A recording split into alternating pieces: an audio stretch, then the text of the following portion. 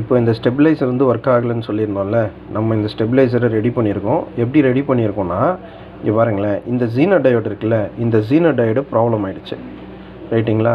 So இந்த Zener diode problem ஆனதுனால என்ன பண்ணியிருக்கோம்னா, இங்கே பாருங்கள், ஜீனர் டயோடு வந்து இந்த இடத்துல தான் வரணும்.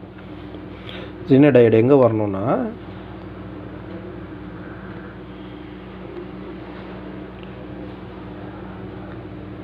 ஜீனர் டயோடு இந்த இடத்துல வரணும், சரிங்களா? இங்கே வர வேண்டிய இடத்துல அந்த ஜீனர் டயோடு ப்ராப்ளம் ஆகிடுச்சு. ஸோ நான் என்ன பண்ணேன்னா, ஜீனர் டயோடு வந்து ஒரு வோல்டேஜ் ரெகுலேட்டர் தான். ஸோ நான் என்ன பண்ணியிருக்கேன்னா, இது வந்து 1 கிலோ ஓம்ஸ் ரெசிஸ்டர், இது 1 கிலோ ஓம்ஸ் ரெசிஸ்டரு. ஸோ இந்த ஜீனர் டயோடுக்கு பதில் 1 கிலோ ஓம் ரெசிஸ்டரை வந்து நான் இங்கே வந்து போட்டிருக்கேன்.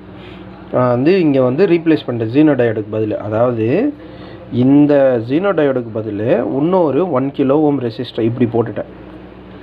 இது வந்து மேலே இருக்க 1 கிலோ ஓம் ரெசிஸ்டரு, ஜீனர் டயோடுக்கு பதில் இன்னொரு ரெசிஸ்டரை போட்டுட்டு நம்ம என்ன பண்ணிட்டோம்னா, இப்படி போட்டுட்டோம்.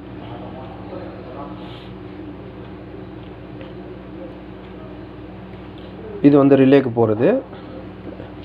ஸோ ஜீனருக்கு பதில் இந்த ஜீனர் டயோடுக்கு பதில் இந்த ரெசிஸ்டரை போட்டேன். ஸோ மேலே ஒரு 1 கிலோ ஓமு, கீழே வரும் 1 கிலோ ஓம்.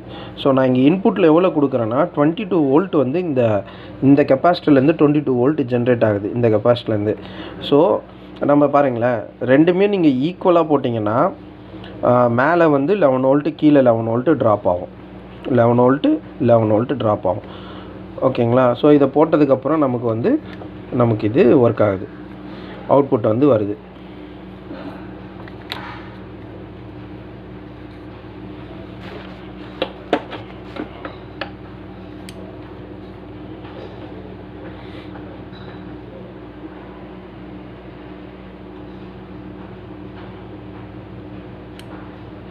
சரிங்களா?